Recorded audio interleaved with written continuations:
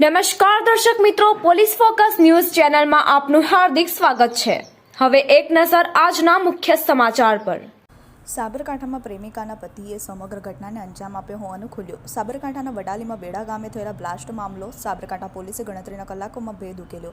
ATS, forensic એનએસજીની ટીમો લાગી હતી બ્લાસ્ટનું પંગેરું શોધવા। પ્રેમિકાના પતિએ સમગ્ર ઘટનાને અંજામ આપ્યો હોવાનું ખુલ્યું। પોલીસે જયંતિભાઈ વણજારા નામના ઈસમને ઝડપી લીધો। જિલેટીન સ્ટીકથી કરાયો હતો બ્લાસ્ટ। રેડિયો જેવા ઇન્સ્ટ્રુમેન્ટમાં ફિટ કરાયું હતું જિલેટીન સ્ટીક। સીસીટીવી ફૂટેજના આધારે પોલીસે રિક્ષા ચાલકને ઝડપી પાડ્યો।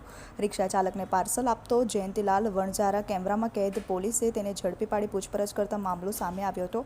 રાજસ્થાનના મારવાડી ઈસમ પાસેથી બ્લાસ્ટિંગ કરવા માટેનું ડિટોનેટર જયંતિ વણજારાએ ખરીદ્યું હતું। સમગ્ર ઘટના મુદ્દે જિલ્લા પોલીસ વડાએ કરી પ્રેસ કોન્ફરન્સ।